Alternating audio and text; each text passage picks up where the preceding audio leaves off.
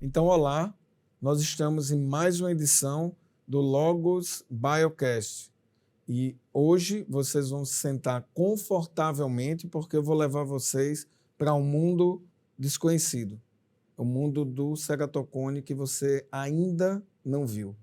E para essa edição, eu vou trazer aqui a doutora Jordana, né, que é uma grande especialista, entusiasta, uma mulher de fibra, que ela vai explicar para vocês a utilização do anel como vocês nem imaginam, eu tenho certeza, Jordana.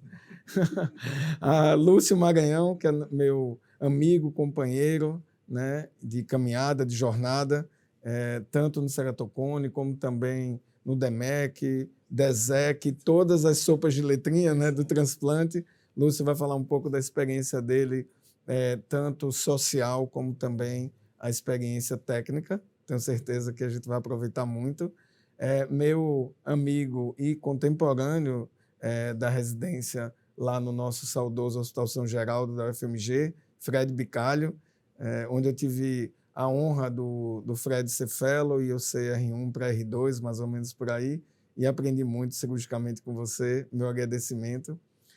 E Sandro Coscarelli, né, um ícone da oftalmologia mineira e também inventor. Ele vai falar aqui um pouco de como é que veio essa ideia do anel HM, como é que utiliza, e tantas outras técnicas que ele já nos presenteou aqui, presenteou a oftalmologia mundial. Então, sejam bem-vindos ao Logos Biocast, né? E aí, de cara, eu já vou perguntando aqui ao Fred, né? Fred, eu queria saber o seguinte, o que te inquieta? O que faz você, todos os dias, pensar numa ideia nova, assim? Obrigado. Bom, primeiro eu queria agradecer a oportunidade de estar aqui. O João é um amigo, realmente. Nós crescemos junto na oftalmologia lá, né, no São Geraldo. E é uma pessoa brilhante. Estou muito honrado, viu, João, estar aqui com você aqui, tá? Eu acho que o ceratocone, eu acho que acredito que valer para todos nós, né? Por ser uma patologia assim, que ainda há muita coisa para se descobrir, muitos tratamentos em desenvolvimento, acho que é isso que acaba impulsionando a gente, né? A gente perceber ali que tem uma área fértil ali para a gente poder desenvolver, fazer coisas bacanas, né? E tantas técnicas que tem, né? Quantas coisas mudaram desde que a gente estava na residência, João? Não tinha cross-linking, né? O anel começando, né? O anel tinha um tipo de anel, fazia de um jeito, agora, né, tantos tipos diferentes, cáries e etc. Então, a gente vai vendo isso crescendo junto e acho que é isso que inquieta a gente vê que tem um campo amplo que a gente pode fazer coisas para a gente realmente ajudar as pessoas e melhorar, né? Quando a gente for embora, eu gosto muito de pensar que daqui 50 anos eu não estou mais nessa terra. Né? Então, assim, nesse período que eu vou ficar aqui, né, deixar alguma coisa, né, de legal, assim, ó, passei por aqui, mas alguma coisa, às vezes, a gente pode fazer para melhorar, né, as gerações futuras que vão chegar. O que é que você quer que esteja escrito, então, na sua lápide, já que você tocou no assunto? Aqui jaz o quê? Aqui jaz, não sei. Acho que na minha lápide não vai estar escrito muita coisa. Hoje em dia não se escreve mais não, João. Não tem isso não. Não tem, né? Não tem essa oportunidade. Mas o que você quer que esteja na rede?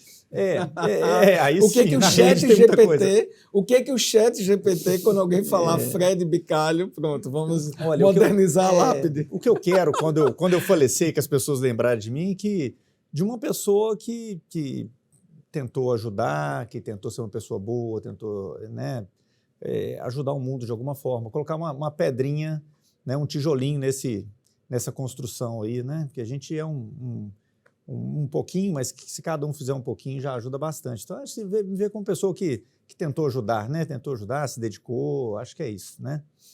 Eu queria saber, assim, a última pergunta, porque eu sei da sua capacidade inovativa e eu acho que você dorme e acorda já pensando em outra coisa, não sei se é no chuveiro, depois você me diz onde é que a centelha, né?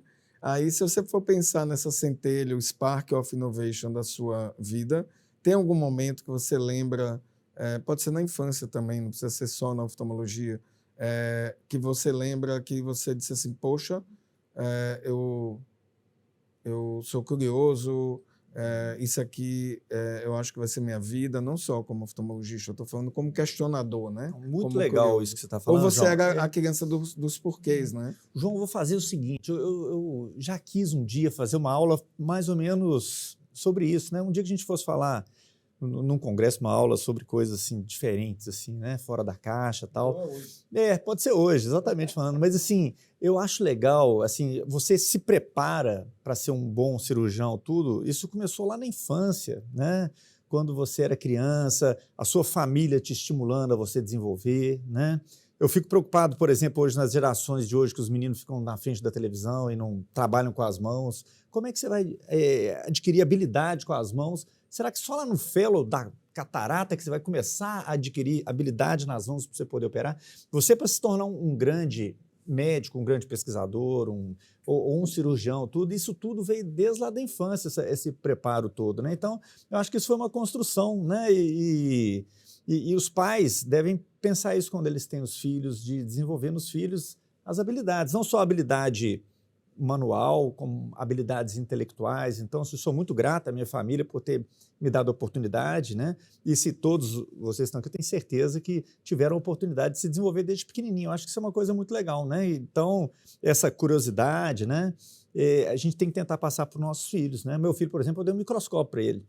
Eu até fico triste, ele não quis saber muito do microscópio, mas eu espero que um dia ele ainda fique mais curioso, talvez não chegou a hora ainda, mas a gente, às vezes, né, tendo a possibilidade de estimular, de fazer as crianças desenvolver. Ele não achou muito interessante o microscópio ainda não, mas ele é super interessado em outras coisas, né? Cada um vai ter uma área que vai se desenvolver, né?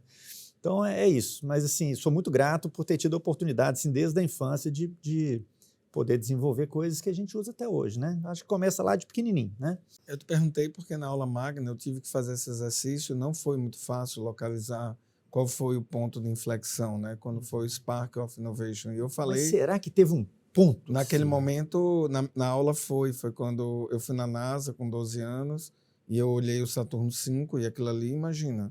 E eu disse, pai, como é que um ser humano entrou aí, foi para a Lua e voltou, né? E quando ele disse que você junta pessoas com diferentes expertises, mas com alto senso de propósito, e isso você pode fazer muita coisa, ou quase tudo, né? E isso que levou a curiosidade e começou a formar tudo isso, mas foi algo que eu tive que fazer algumas sessões de terapia para poder entender onde é que foi o ponto original. Então, porque essa aula magna eu não queria trazer o conceito da lente por si só, eu queria trazer a minha humanidade, quem é o João Marcelo, e que fez as conexões humanas e com tantas mentes brilhantes conseguiu fazer a inovação, e não simplesmente o resultado em si, né? Se a gente está falando aqui de legado. Então, eu vou passar agora para Jordana. Eu queria saber, assim, sabe, Jordana, eu admiro muito o seu trabalho, sua coragem, a forma como você enfrenta os casos, essa questão de você sempre estar inquieta, você tem um caso difícil, e aí você coloca um anel, 2, 3, eu não sei se 3, eu tentei colocar 2, já me enrolei, liguei para ela, a gente sabe que, né, não é uma coisa fácil, mas eu queria saber, assim, de onde vem essa questão de você sempre se superar, e nas apresentações suas sempre tem um caso de superação. Então eu queria ir muito por esse lado mais humanístico e filosófico da coisa. Quem é a Jordana que não se conforma? Por que Fred é o curioso e você é inconformada, entendeu? Eu queria saber mais em relação a isso. O que veio da sua infância, o que você trouxe e o que isso reflete nos seus pacientes, entendeu? Entendi. Então, eu era alta míope, eu tinha 7 graus de miopia e era muito tímida, porque aquilo era motivo de bullying na escola e tudo. E aí eu passei pela cirurgia refrativa, quando eu tinha mais ou menos meus 23, 22 anos, eu estava no internato, e aquilo impactou muito na minha vida, porque mudou até a minha forma de ver o mundo. Eu fiquei muito mais extrovertida, passei a ter mais autoconfiança, e isso impactou em todo o âmbito da minha vida. Então, quando eu comecei a fazer a residência de oftalmologia, foi no sentido de impactar a vida das pessoas assim como eu tive a minha impactada. Então, eu acho que a gente, beneficiando o próximo, a gente acaba se preenchendo com isso. Então, eu comecei a fazer fellow de córnea para depois ficar na parte da refrativa, mas, por acaso, conheci o Dr. Paulo Ferrara num congresso e aí eles falaram que tinha sido acabado de liberar o anel pelo SUS, onde eu estava fazendo a residência. E aí, só que não tinha liberado os anéis. Eu falei, bom, se for esperar isso aqui pelo SUS, eu vou ficar o fellow todo e não vou fazer as cirurgias. Aí foi quando eu tive a oportunidade de comprar os 60 anéis e começar a colocar nesse serviço. E aquilo começou a mudar a minha vida, porque eu comecei a impactar muito positivamente a vida de pessoas que já tinham perdido a esperança, de mães que tinham os filhos perdendo a visão por conta do ceratocone. E aquilo era um estímulo para eu ir cada vez mais tentando melhorar. E aí chegou num ponto que com as abordagens convencionais eu não conseguia mais fazer muita coisa, muitos pacientes não conseguiam se adaptar com lente de contato e ficavam desse jeito. Eu falei, gente, mas precisamos de resolver isso. E aí eu fui me encorajando a tentar ir um pouco mais além, pensar um pouco fora da caixa. Mas o que eu poderia fazer para mudar a vida dessa pessoa? E aí chegou uma das minhas pacientes, queria prestar um concurso da polícia, e falou assim, olha, doutor, isso é meu sonho, eu tenho ceratocone, mas eu preciso de ter uma visão tal, e que ela não chegava naquela visão e tinha já colocado o anel. Falei, bom, tem uma possibilidade que eu vejo aqui, eu posso colocar um anel por dentro desse que você já tem.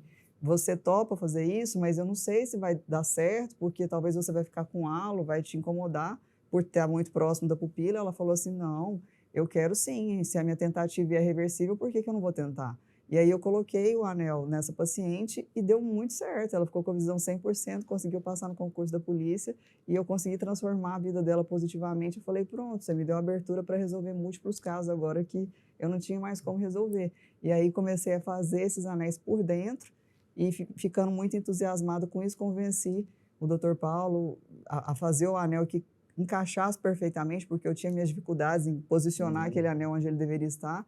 E aí eu consegui que fizesse esses anéis, né? E aí a Medfax também me ajudou e aí a gente conseguiu agora viabilizar, colocar um anel por dentro do outro, somado ao anel por fora que o Dr. Sandro idealizou, a gente consegue associar uma série de possibilidades aí e com isso evitar com que pacientes jovens façam transplante e as mães elas ficam muito abaladas com isso, né? Quando você tem um diagnóstico desse, acha que o filho vai perder a visão.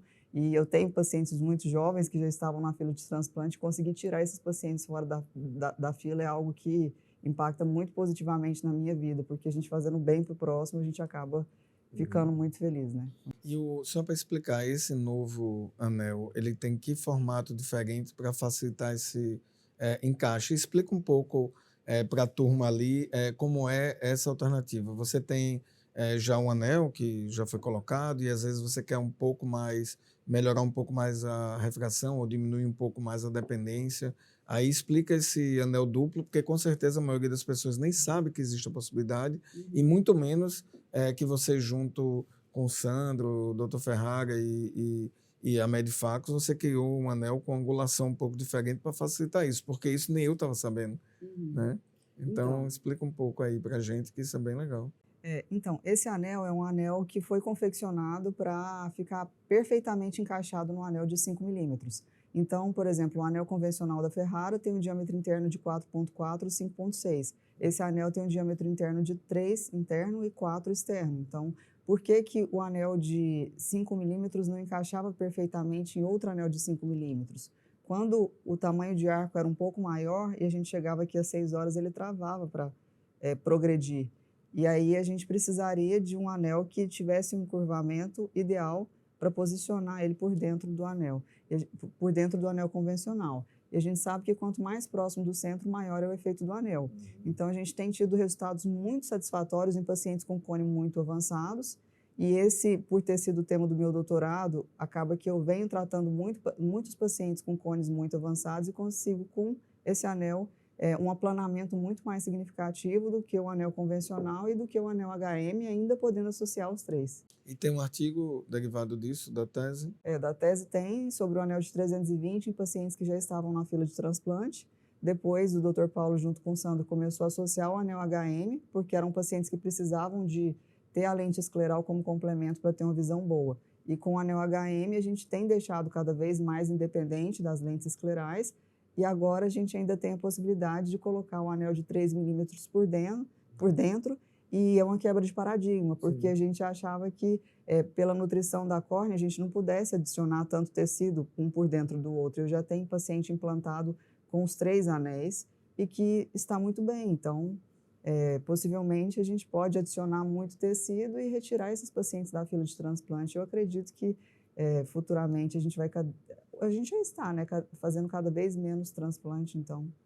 Não, é muito interessante. É isso que eu queria trazer também aqui para a oftalmologia em geral, essa possibilidade de você também ter múltiplos tratamentos, né, múltiplos anéis e você resolver um pouco mais. Então, Jordana, é fantástica essa sua tese, parabéns. Obrigada. Dr. Sandro Coscarelli. Então, muito obrigado, né, por ter vindo mais uma vez, né? E eu queria entender um pouco mais o que te motivou a desenvolver o anel HM, o que é um anel HM, porque muitos dos oftalmologistas não sabem, né, que não trabalham diretamente aí na córnea, e em relação aos resultados, e também assim, por que você é um inquieto, né? Por que né, o que te motivou internamente a buscar essa solução e outras, né, que você vem trabalhando? Primeiro, eu queria agradecer aqui o convite. É uma honra para mim estar aqui junto com pessoas tão ilustres, principalmente você. E a minha história é longa, né? Eu sou mais velho aqui, então minha história vem desde a época do RK e daí para frente, né? Meu pai era oftalmologista, então minha clínica tem 80 anos, né? Então, eu sou segunda geração e já está entrando agora a terceira geração, que são meus filhos.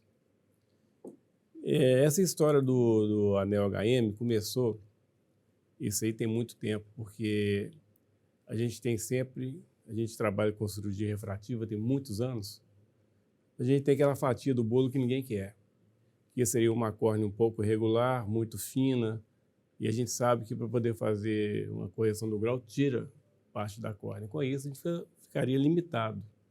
Então, o anel começou para corrigir miopia. Pensando nisso, eu comecei a usar uns anéis menores, depois comecei a usar até um anel que o Dr. Frederico desenvolveu, que tinha uma zona óptica um pouco maior, e tentar corrigir uma parte do grau com o anel e depois prosseguir com laser. E com isso os resultados não eram resultados esperados. Por quê? Você agindo numa zona óptica pequena, usando um laser, naquela época os lasers também não eram os de hoje, eram a primeira geração de laser, gerava grandes alterações na córnea, principalmente haze. Aí depois, com esse laser mais moderno, você pode mexer na zona óptica, eu pensei em fazer um anel um pouco maior, que induzisse menos aberrações à córnea, porque está fora da zona óptica, está um pouco maior, o normal é 4 milímetros e tem 5,7. Com isso, a gente consegue efetuar esse laser e o haze praticamente não existe. E o anel, o mais importante dele não é só o diâmetro. Por quê? Tem outros anéis com o mesmo diâmetro, mas a atuação das forças são diferentes. Esse anel ele é fusiforme, então ele é mais arredondado, tipo fusiforme, e ele é arqueado, ele acompanha a curvatura da córnea. Quanto mais arqueado e arredondado, menos aberrações ele vai gerar. Porém, vai corrigir menos, mas dá uma correção satisfatória para poder se fazer um laser por cima. E o mais importante não é isso. Vamos supor um exemplo. Você tem aqui 8 graus. Aí você vai tirar desses 8 graus 120 micras, mais ou menos, para poder corrigir os 8 graus. Tem um paciente que está com a córnea de 500. Então, fica meio justo. O que a gente faz? A gente colocando esse anel primeiro, corrigindo, vamos supor, 4 graus, esse 4 que falta, você vai diminuir a zona óptica, com isso você vai tirar menos, e além disso, o anel potencializa a ação do laser. Então, se você tem 4, você vai colocar na máquina 3. Acima de 4, você tira mais ou menos uns 20%. O que acontece? Com isso, esse 120 se transforma em 30 micras. Além disso, o laser é como se fosse uma laje que está trincada, né? O anel. Uma laje que está trincada. O que você faz? Você faz um reforço nessa laje. Então, esse anel vai sustentar, vai dar mais estabilidade para a córnea, e com isso você pode fazer a sua cirurgia refrativa, que o risco de ter uma ectasia praticamente não existe. A zona óptica interna você faz de quanto no laser? No laser faz de 5,3. Isso aí foi coisa, não foi assim por acaso, foi ao longo dos anos, foi estudado, sabe? E foi isso, começou desse jeito. Então não foi assim, de uma hora para outra. Eu já estava pensando nesse anel há mais tempo. E esse anel não foi só comigo, não foi eu que desenvolvi sozinho. Eu chamei o Dr. Paulo Ferrara, que era meu sócio na época no laser, eu discutindo com o Paulo, nós temos que fazer um anel maior, arqueado e tal, e nós fomos desenvolvendo juntos. Aí nasceu aí o HM. O nome HM, na realidade, é um nome que não é muito apropriado, quer dizer, High Myopia, mas não é isso. Ele não está competindo com uma lente fáscica de jeito nenhum. Então, ele é utilizado nessas miopias até 8, 9 no máximo, porém que essas córneas que estão um pouco irregulares e finas, a gente consegue com isso corrigir o grau. Agora, acima disso, não, porque ele é feito para miopia média a alta no máximo, né? Assim, pouco alta. Seria um MM, né? É. Chocolate MM. Exatamente. Médio. Exatamente. Poderia ser MM. Já tem um marketing aí, né? RR. Você vai receber um MM. Vamos mudar esse então, nome. Assim começou. Acho que eu vou falar agora MM, né? Ficou Agora, legal, ficou mais simpático. Agora, isso aí de ser criativo, eu acho que todo mundo é criativo, tem que ter oportunidade, né? Meu pai era muito criativo. Meu pai, você tem ideia, ele começou a trabalhar logo depois da Segunda Guerra. Aí não tinha equipamento direito, não tinha fio. Ele pegava a agulha da máquina CIG, entortava e colocava o fio que ele tirava do casulo de seda e tingia aquele fio para poder estruturar os pacientes. Então, é coisa de brasileiro, né? A gente sempre tenta uma saída, né? Então foi assim, foi mais ao longo da vida e nasceu. Agora a gente está partindo para o outro lado, seria mais implantes de colágeno, né? E com isso a gente está desenvolvendo, seguindo a mesma teoria do anel, que a gente colocando mais massa na periferia, você vai colocar sua córnea mais plana. Com isso a gente está começando a implantar colágeno na periferia, que eu acho que isso vai ser o futuro, sabe? Eu acho que nós já desenvolvemos também essa parte desse implante periférico, chama até de Donut-shaped, e intrastromal keratoplastia. É de que material? O DISIC, é de córnea humana. E, além disso, pode desenvolver também outro tipo de colágeno, tem que ser de córnea humana, que vai funcionar bem também, né? Que é o CARS, né? Que estamos utilizando o CARS. Agora, o DISIC é por causa do formato em donut.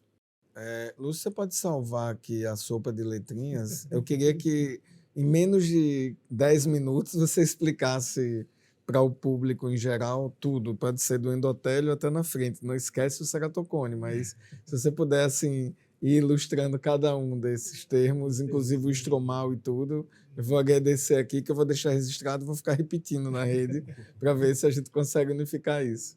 Mas obrigado, assim, por você ter vindo, né? E a primeira pergunta é essa mesmo, é de caráter, vamos dizer assim, educacional mesmo, depois a gente entra. E o que é que você acha dentro da sopa de letrinhas, o que é que vai ficar e o que é que não vai ficar, obviamente, né? Claro, claro. Primeiro, agradecer, João, por essa oportunidade, o convite, estar com pessoas ilustres, amigos aqui, realmente, entendeu? Você também, grande amigo, junto com quem está nos ouvindo e vendo agora, tá? E, realmente, essa sopa de letrinhas confunde muita gente, né? Estava conversando antes de entrar aqui que realmente houve uma evolução muito grande nos transplantes nos últimos 20, 25 anos.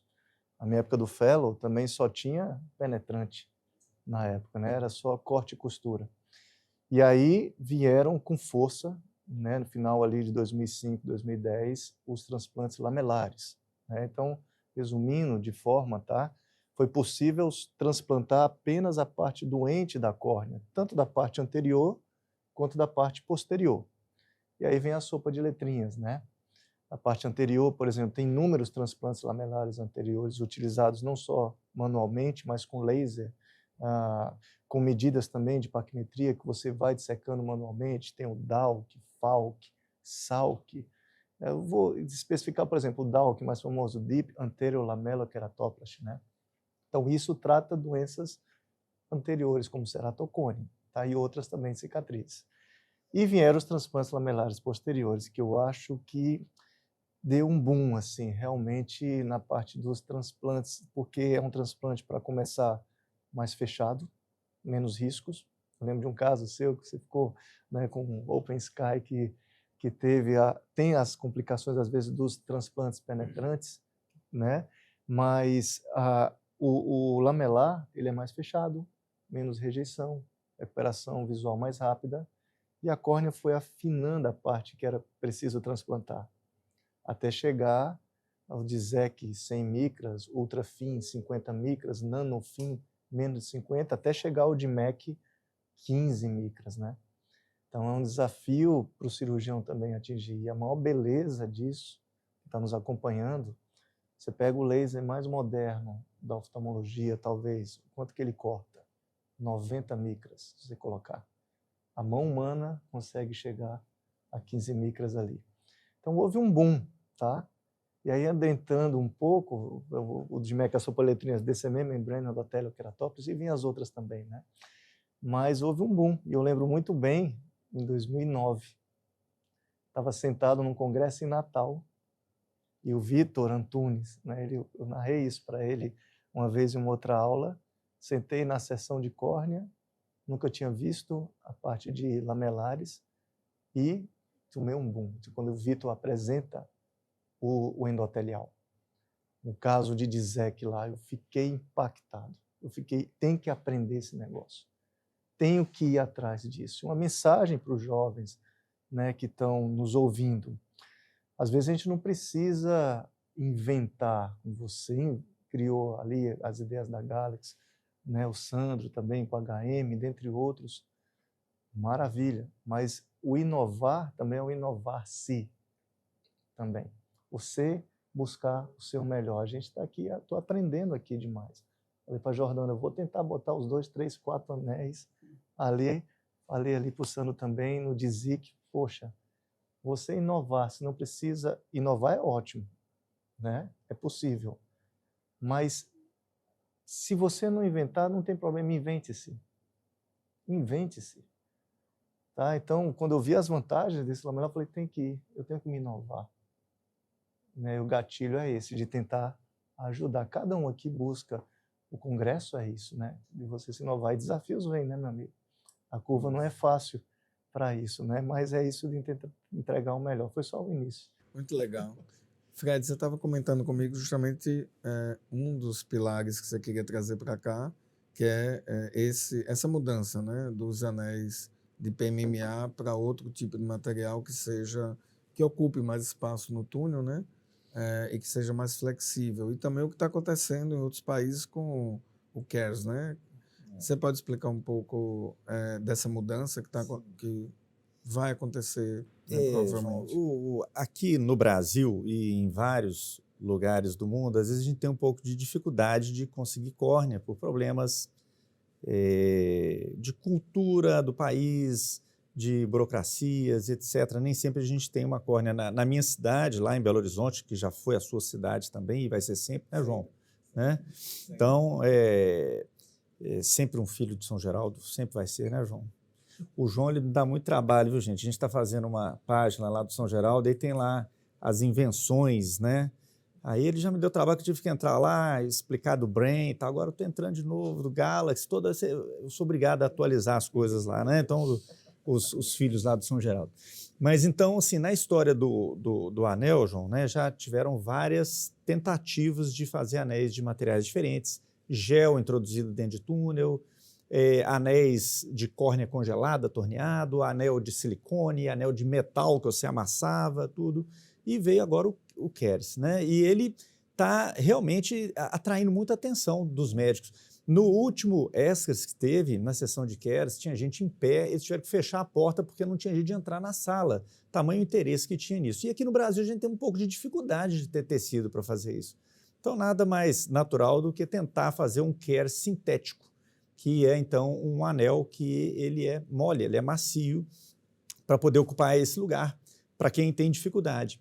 Outra coisa é que o banco de olhos ele não está disponível para todo mundo. Isso acontece em médicos que trabalham em grandes centros, né, que é difícil a gente se manter cadastrado num banco de olhos, é uma quantidade de documentação grande que tem que ter para a gente poder, e todo ano tem que renovar e etc. E o médico do interior não tem acesso a isso. Então, a gente tem um anel sintético macio para fazer a mesma função do CARES, que o CARES, né, gente, é um anel de tecido corneano. Então, você precisa de um banco de olhos, uma pessoa faleceu, vai doar aquela córnea, você vai preparar um anel que vai ser macio, que você vai implantar. Então, fazer isso artificial para a gente poder realmente ter essa liberdade, e isso vai poder ser ampliado, e pessoas que não têm acesso a banco de olhos vão poder implantar esse anel. Então, a ideia é essa, né? Tá em desenvolvimento e já tem alguns pacientes operados. Aqui no Brasil tem um grupo em Oman, que já fez alguns casos também, são pacientes, nós estamos tentando estudar qual é o tipo de paciente que vai se beneficiar com esse implante, né? Tem, então, são 3 grupos de estudo diferentes com esse implante, mas acredito que deve vir em breve, né?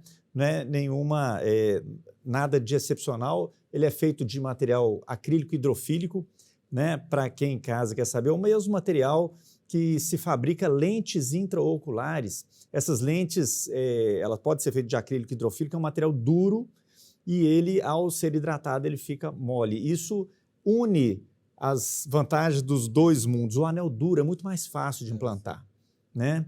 E alguns pacientes, por ter córnea fina, esse anel duro pode machucar a córnea. Então, um anel macio é mais biocompatível, mas um anel macio é muito difícil de ser colocado dentro da córnea. Então, a ideia é você ter um anel que é duro, você implanta ele duro e lá dentro da córnea ele hidrata e vai ser macio. Então, você está unindo as vantagens do anel duro, as facilidades do anel duro, com as vantagens do anel macio, né? Isso de uma maneira sintética, que você pode, se quiser operar amanhã, você pode, né? Lá em Belo Horizonte, se eu quiser operar um paciente de Keres, eu vou entrar na fila do banco de olhos, daqui 3 anos eles me liberam uma córnea e fica a coisa bem complicada da gente poder trabalhar desse jeito. Então, é uma coisa que nós vamos ver se vai ajudar. Tomara que ajude.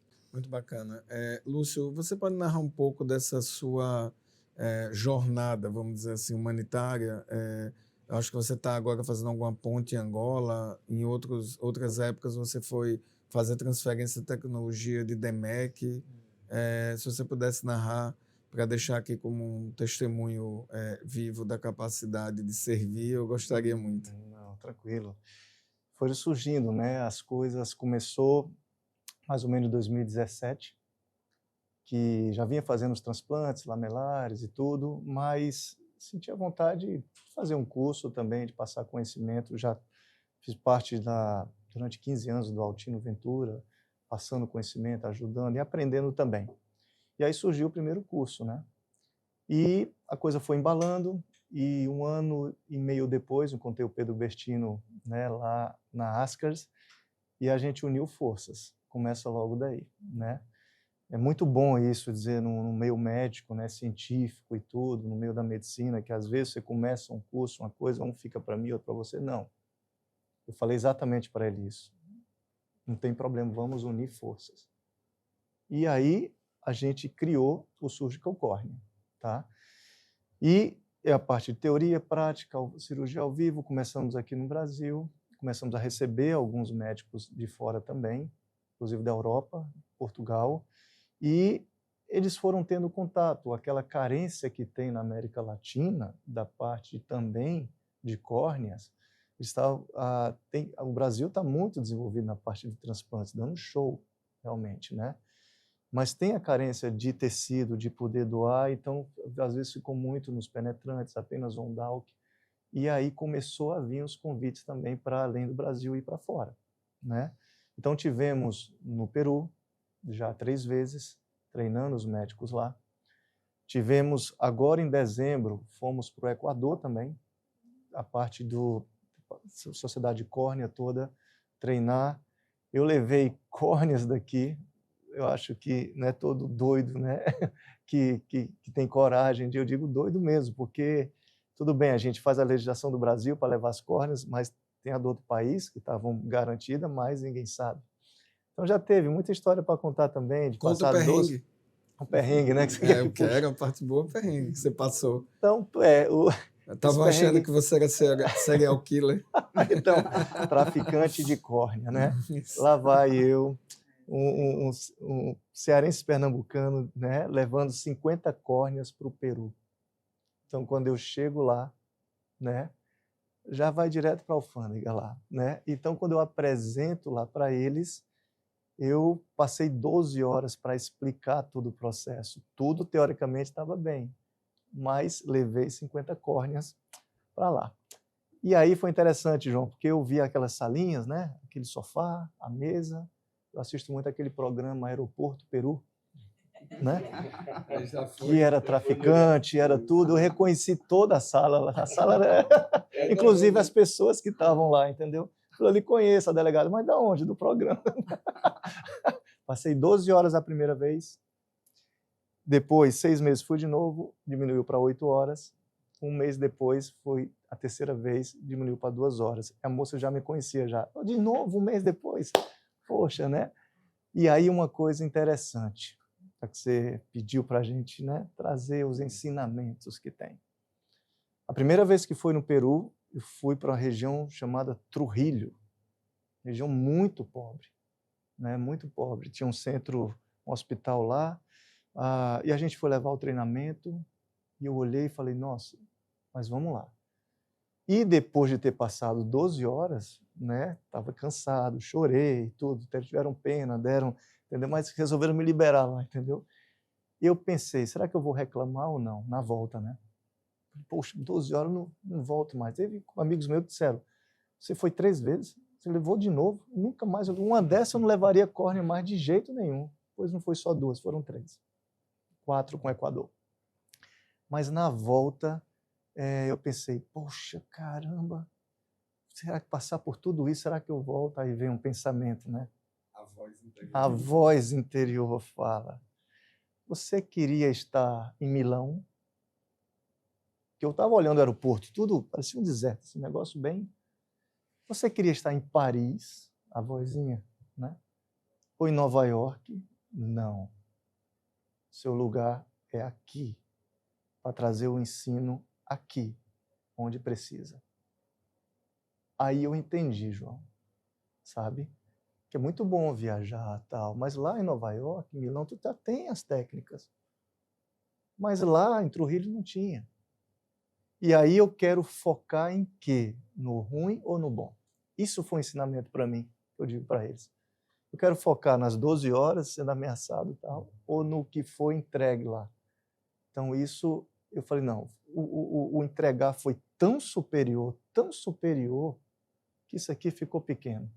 Voltei 3 vezes, no final estava até amiga da moça do Peru já, da alfândega lá, né?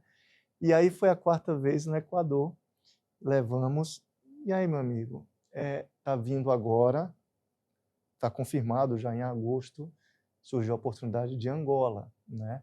Tenho amigos oftalmo lá em Angola, não para levar transplante, eu perguntei, o que é que vocês precisam? Frativa? Anel? Catarata até, lentes prêmios, transplante? Não é isso não. Não. Então, a gente aqui, qualquer úlcera, só trata com recobrimento conjuntival. Falei, olha, é lá. Então, vamos levar, não queria levar só a aula, quero levar algo a mais, não eu, não é o Lúcio, não, pelo amor de Deus. São várias instituições, você junto com outros amigos também, unindo para poder oferecer ensino lá e cá, né? Então, está surgindo em agosto, a gente vai para Angola, levar aulas sobre úlcera de córnea, tratamento fúngico, tratamento bacteriano, tudo, entendeu? E também, não só para dar aula, ver oportunidades também abrindo portas, se Deus quiser, de ensino para os nossos irmãos. Então, a gente vai fazendo, as coisas vão aparecendo, e é preciso aproveitar, né? Ter olhos de ver também, né? De poder ver ali, não só ir lá e voltar e descansar. Ô, Lúcio, eu acho que então tem um motivo para a gente estar aqui juntos, que eu vou te fazer um convite em público. Porque é o seguinte, nós temos o curso de anel e nós recebemos a angolana no último curso. E essa angolana, ela falou que lá não tem nenhum tipo de tratamento para ceratocone, nem mesmo transplante córnea. Eles não têm banco de olhos lá. Então as pessoas ficam de fato cegas mesmo e perdem a visão com ceratocone. E aí eu entrei em contato com o Ministério da Saúde de Angola para organizar, para irmos para lá fazer essa ação social. E ela tá intermediando, né, que ela é oftalmologista também lá em Angola. E aí a gente estava organizando essa ida e talvez a gente poderia unir, né, as forças, isso, porque eu acho que quando a gente consegue ensinar a pessoa no contexto social que ela está, porque ela veio aprender a fazer o curso de anel, mas aqui ela fez o anel com laser, com toda a estrutura. Então, a ideia era levar o ensino dentro da estrutura possível e viável para eles, que eles possam ter lá. E eu acho que a gente, com isso, vai impactar muito mais pessoas do que fazendo o trabalho de formiguinha, né? Assim, todos os dias. Porque quando você ensina, você projeta aquele médico que está aprendendo para mais quantos pacientes. Então, essa é a ideia. Meu amigo, eu não sabia. E o convite é mútuo, então. O que a gente conversou hoje com o presidente da Brascas foi exatamente isso. Só para você ter ideia, transferência de tecnologia, não é fazer mutirão. A gente entrar no ambiente ali, no microambiente, e transferir a tecnologia para o médico. Um exemplo, você vai colocar 5, 6 HMs, o cara que tiver uma certa noção já vai aprendendo, tá entendendo? Na sequência que eu estou falando. E então você vê que já começou a sincronicidade aqui, né? Já saiu um projeto, porque eu também vou querer ir. Inclusive todos. E acho que essa mesa aqui vai acabar indo também. A união entendeu? de forças, Então né? é por aí, Acho que né? Acho que Angola está precisando da gente, né? Sim. Nossos Exatamente, irmãos. Ô, Lúcio, espetacular, viu? É isso mesmo. História muito bacana. Eu acho que essa parte social, eu sempre tento passar isso para os outros também, para os mais novos, que hoje em dia a moçada está querendo ganhar dinheiro, trabalhar e mutirão de catarata, que não é assim, né? Tem a parte social que eu acho que é muito importante. Então, eu sempre tentei mostrar esse caminho, que a parte social é importante. Então, eu mesmo, na minha clínica, a gente faz muita caridade, às vezes, né? Opera de graça, que a parte importante, eu acho que é a social. O Brasil precisa disso também. Não é só Angola, não. Aqui também precisa. Claro. Sabe? Que bom que está sendo passado, né? Isso Exatamente. unindo forças que, como você disse, não é só dinheiro, nem Não é. nada, A conquista de técnica e tal. tem que...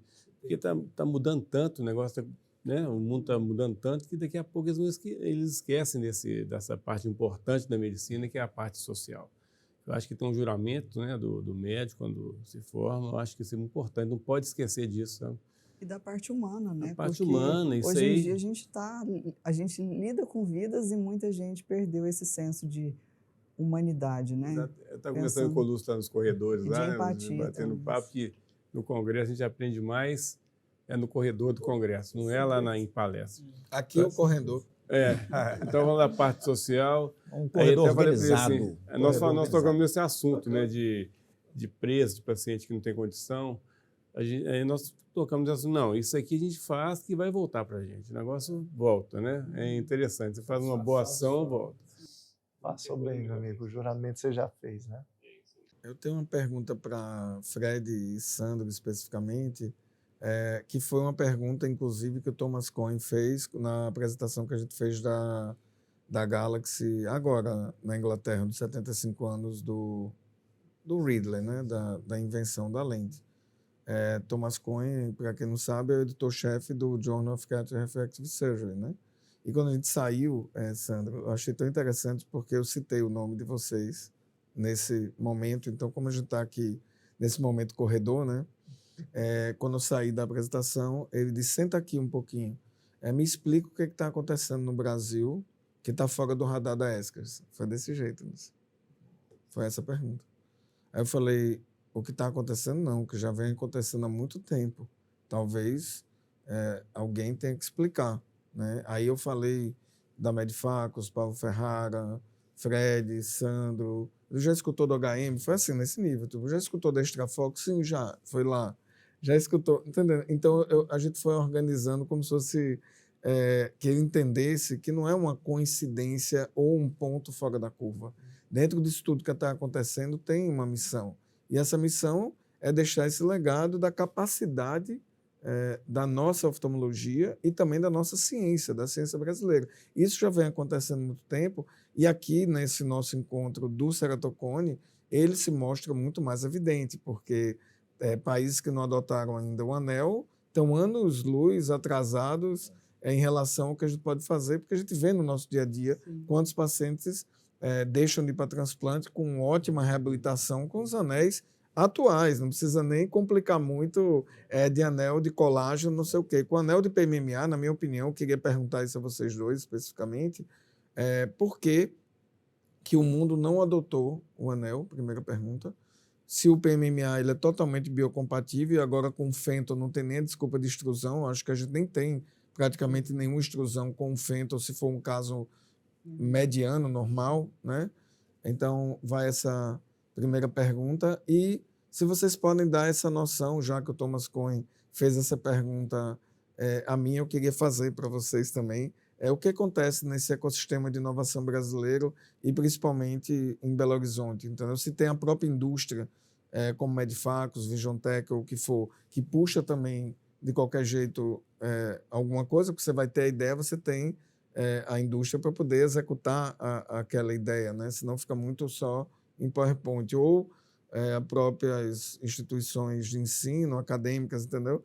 Eu queria ouvir um pouco de vocês, resumindo, o que já aconteceu e acontece em BH, lembrando que parte do desenvolvimento da lente, né, da lente espiral, ela foi feita em Maceió pela computação, mas outra parte de hardware foi feita em BH com o pessoal da física ótica e depois, lógico, junto com a Rainer, a gente implementou mesmo a nível de ter de indústria e de ter o lançamento global. Mas o que eu estou explicando você tem esse overview de um outro ponto de vista do que acontece no Brasil, em BH, para a gente ter desenvolvimentos sequenciais, se você for olhar assim, sabe?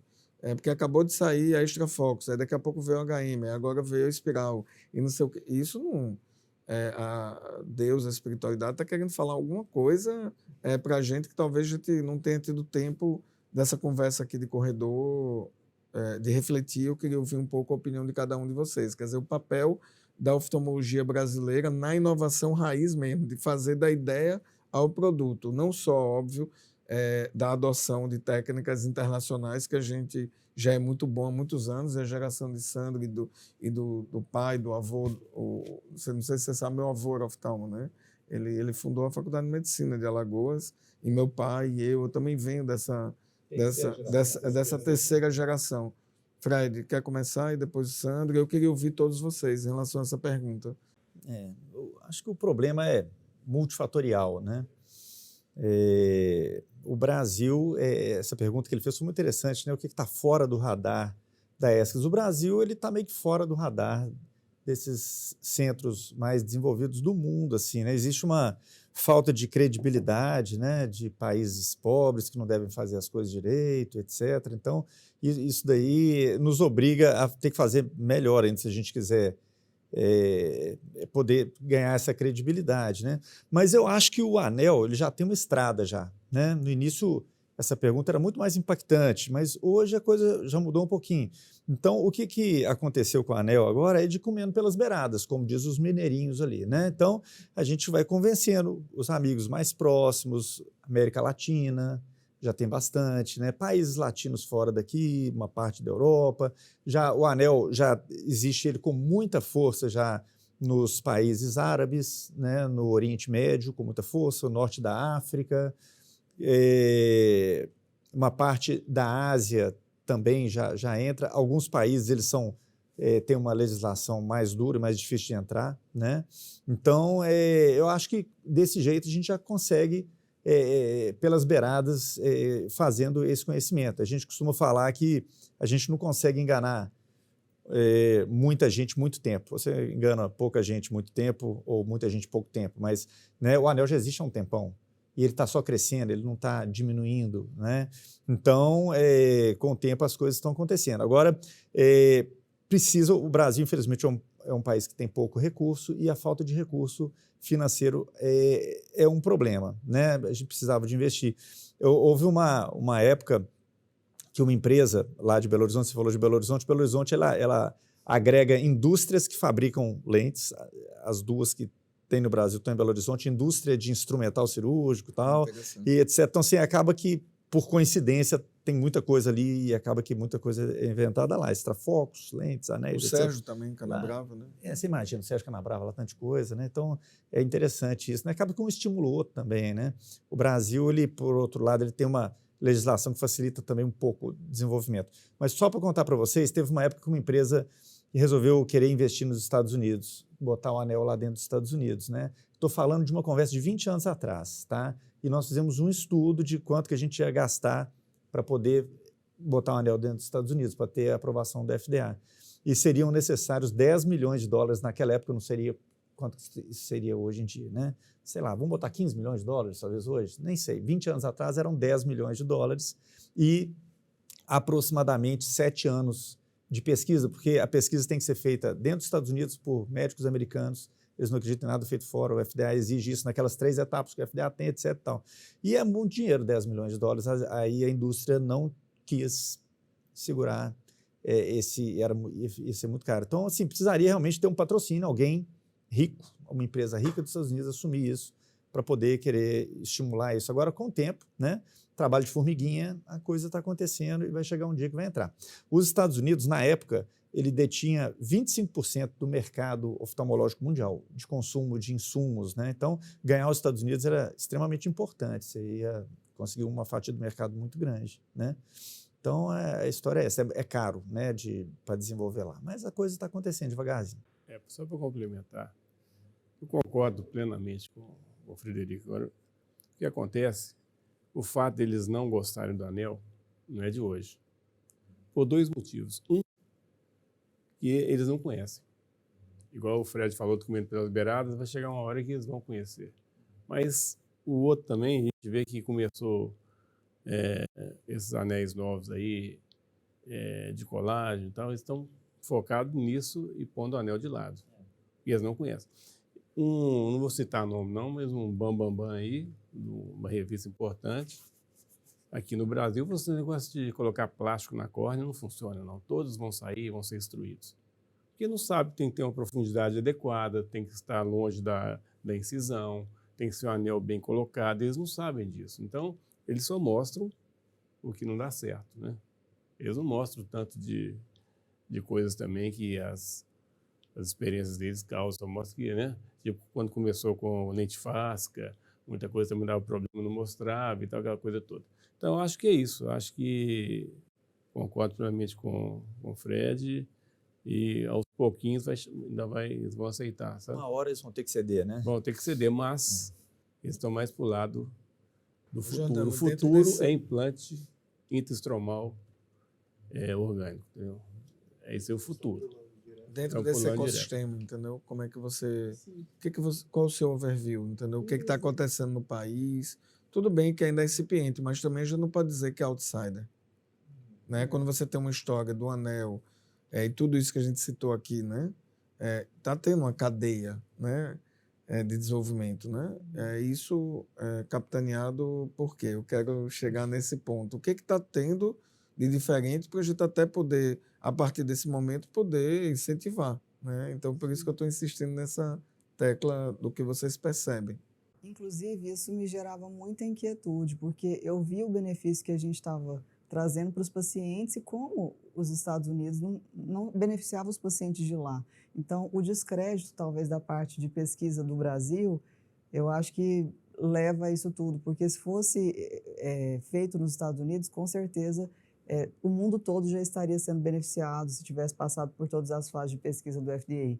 Então, foi a partir disso que surgiu a ideia daquele livro de keratoconos, que seria juntar pessoas que tivessem muita experiência com anel para colocar em um livro escrito em inglês para que aquilo fosse propagado. De alguma forma, eles têm que ver que os resultados são de fato verdadeiros e que eles podem beneficiar os pacientes deles também. Então, eu não sei se você está sabendo, está acontecendo até um movimento internacional. Foi recentemente criada uma Sociedade Internacional do Ceratocone, que partiu lá da Arábia Saudita, a Del Bárbara, Mazen, e tem outras pessoas envolvidas, Albertazzi. E o ano passado aconteceu o Congresso Internacional de Ceratocone em Dubai, esse ano vai ser em Atenas, e estamos tendo encontros mensais, inclusive se vocês tiverem interesse em participar, eu posso comentar com eles que vocês têm esse interesse para que a gente una forças para que a gente consiga propagar isso mundo afora, né? Então, acho que é uma união de forças que precisa de existir de vários países para que a gente consiga projetar os resultados e beneficiar mais as pessoas. Então, esse ano vai ser em Atenas, o congresso, e o ano que vem, quem sabe, a gente não traz aqui para o Brasil, né? Já que essa experiência com anel é tão grande aqui. Mas não é só anel, é ceratocone no contexto global. Muito legal. Para quem se interessa, né, pelo ceratocone, pode ser até a partir de agora, pelo Biocast. Eu recomendo muito o livro que foi escrito brilhantemente por Jordana, Massara e Amodin, né? Foram Então, as editoras, né, né? as Na verdade, editoras, foram escritos pelos... as editoras, mas foi escrito pela oftalmologia mundial praticamente, né? Nós temos até o capítulo de inteligência artificial lá. Então, eu recomendo muito esse livro, que é, para mim, uma joia, uma obra-prima da oftalmologia, e vocês terem capitaneado isso como 3 mulheres significa muito para a gente, assim. É um Muito legado bacana. que a gente pode deixar, né? Do Exatamente. que estamos evoluindo. Mais um tijolinho aí nessa construção aí, né? Para a gente impulsionar. É interessante, não sei se aconteceu com vocês. Alguns pacientes meus vão para os Estados Unidos. Chegam lá, eles examinam, ninguém conhece anel. É falta de interesse, entendeu? Eles têm experiência com o Intax, né? Que o Intax ele é usado para miopia. Eles usam muito pouco. Não é mais. O Intax surgiu junto com o Excimer Laser. Então, o Excimer Laser acabou dominando ali. O Excimer Laser passou por cima do Intax. Ele começou para corrigir miopia, veio o laser, o Intax. Aí ninguém fala mais disso. Aí a indústria para vender laser e tal, pagou. Mas veja só, esse ponto é interessante. Concordo com tudo isso. Estão conhecendo o Brasil, né, agora, talvez. O que tem por trás disso? Veja a oftalmologia da década de 50, 60, Barraquer, publicações fora. Depois vem o desenvolvimento dos lasers, dos eximers, publicações fora.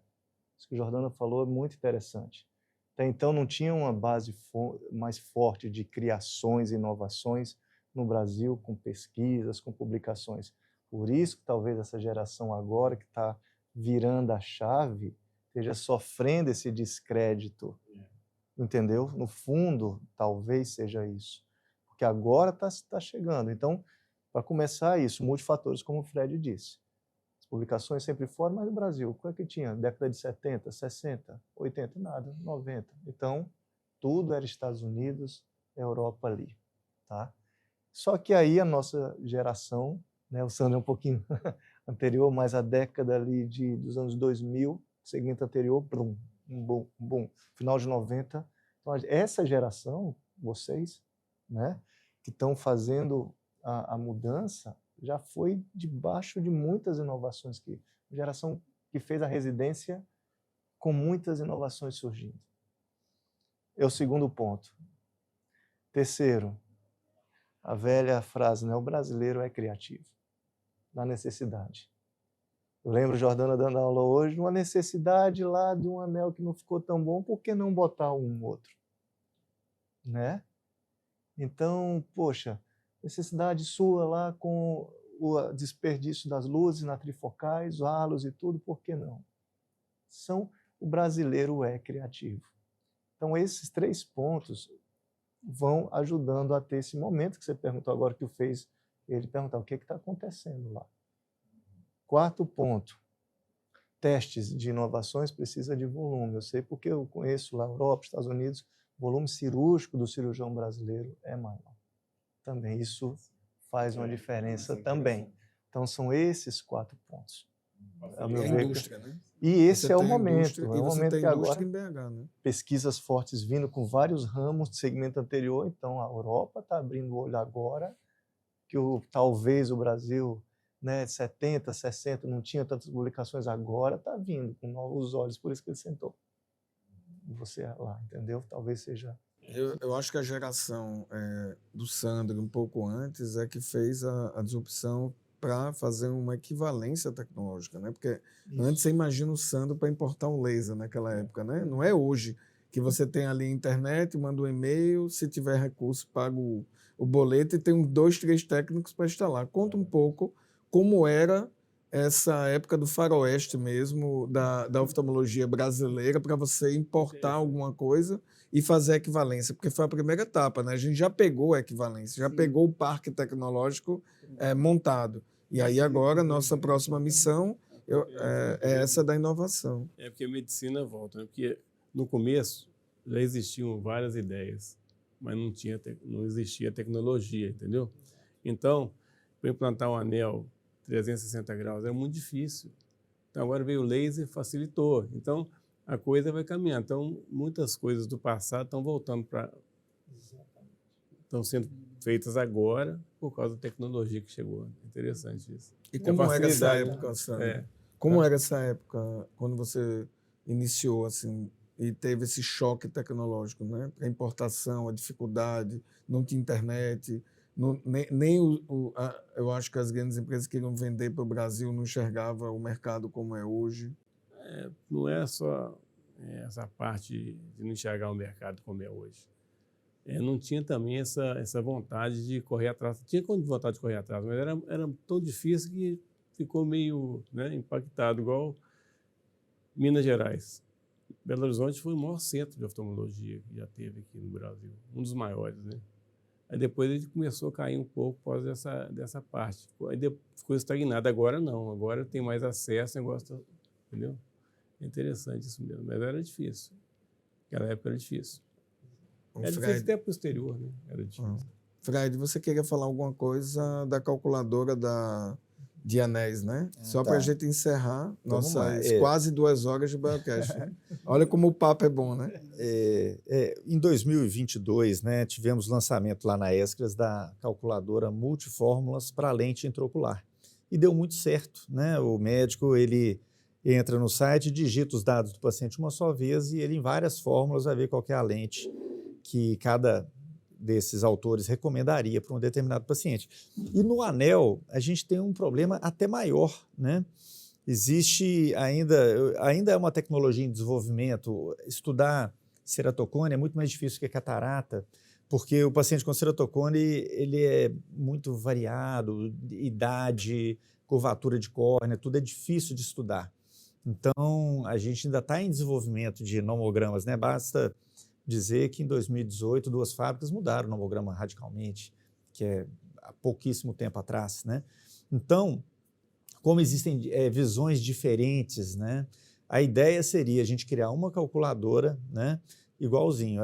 O médico entra no site e digita os dados do paciente e ele vai ter, então, a sugestão de diversas fábricas que elas diferem, cada fábrica foca numa coisa diferente. Existe fábrica que gosta muito de focar na esfericidade, outra valoriza coma, outro valoriza mais a ceratometria. Então, nós vamos ter, de uma vez só, pelo menos uma visão ampla. O médico vai ter a oportunidade de ver como se divergem, né, em alguns pacientes. Todas as fórmulas de anel, eles partem de um princípio, que é o seguinte: quanto mais avançado é o ceratocone, mais mudança é necessária. Então, vai utilizar anéis mais grossos, normalmente, mais massa vai ter que ser implantada e tudo. Agora, como a gente analisa para ver se aquele ceratocone está mais avançado ou não, isso varia de fábrica para fábrica, dos distribuidores. Alguns medem essa graduação da evolução do ceratocone pela esfericidade, outros medem de outra maneira. Então, pacientes que são padrão, as fábricas, nós vamos observar que elas têm sugestões parecidas, mas quando surgem pacientes diferentes, vou dar um exemplo para você, um paciente que tem uma miopia alta, mas não é pela córnea, é porque ele tem um comprimento axial alto. Então, a córnea não é muito curva, a miopia é culpa do tamanho do olho grande. Então, tem fábrica que valoriza a curvatura da córnea, vai sugerir anéis finos, não interessa se ele tem muita miopia. Tem fábricas que valorizam a miopia, a refração. Então, nesse caso, vão colocar anéis mais grossos. Então, existe essa divergência. O legal vai ser que o médico vai poder ver que existe a divergência e ele vai poder se encantar ou não com uma sugestão ou outra e até para ele poder entender que existe essa divergência. Então, vai ser muito legal. Então, o lançamento dessa calculadora vai ser durante o próximo ESCRS lá em setembro. Muito legal. Só para completar, na minha época, eu vi nascer o faco, entendeu? Eu vi nascer o laser, não existia. Então, foi uma época bem diferente. Agora já está muito mais mastigado as informações, tudo. Naquela época, não. Então, o Excimer Laser foi aquela revolução. O faco, pra você ter ideia, ele apareceu antes do viscoelástico. Então, a gente não usava o faco porque danificava a córnea, não existia o viscoelástico. Só para você ter ideia como é que era. Então, nós pegamos essa fase das inovações que até hoje existem e vão continuar por muito tempo ainda, mais aperfeiçoadas, é lógico. Mas, isso. Antes era radial, né? Aí veio o Excimer Laser, saiu da intra para extra, começou na Extra, foi para a Intra, voltou para a Extra, depois veio para o Faco. É interessante, toda essa época aí. Eu peguei o final, pra você ter ideia, o final da Intra. Tinha muita gente que fazia Intra ainda naquela época. Entendeu? Como estará o tratamento de serotocone daqui a 50 anos, né, João? Então, O a que gente será tem que que nós vamos pensar fazer, nisso. hein? Na mitocôndria. Aí, ó. Exatamente. Vai Será estar já que vai- no... Será que nós vamos estudo ter um genético comprimido, um colírio, comprimido, né? Uma colírio. coisa aí que vai poder... Interessante. É isso. E é com essa pergunta que a gente vai encerrar aqui esse Biocast. Queria agradecer mais uma vez Jordana, Lúcio, né, Bicalho, que veio aqui, né, meu companheirão lá da residência, e Sandro também, por esse momento assim, incrível, né, que a gente pôde aqui expor de uma forma mais espontânea e também deixar um pouco dessa história, né, do legado do tratamento de ceratocone feito aqui no Brasil. Espero que esse Biocast ele atravesse as fronteiras, né? E que outros oftalmologistas no mundo afora, com a internet, com o poder da internet e da intercomunicação, nossa verdade seja expandida para mais oftalmologistas que possam usar a tecnologia e beneficiar tantas pessoas, porque o objetivo final disso tudo é isso. Então, um abraço a todos, obrigado pela participação. E esse é mais um Biocast. Vocês sigam as redes, né, a Logos Biocast, compartilhem essa informação. E o Biocast é feito para você e é feito para a oftalmologia poder expressar de uma outra maneira, de uma maneira diferente, a informação e transmitir a informação que vai beneficiar milhões de pessoas. Muito obrigado a todos. Valeu. Até mais, gente. Valeu. Obrigado.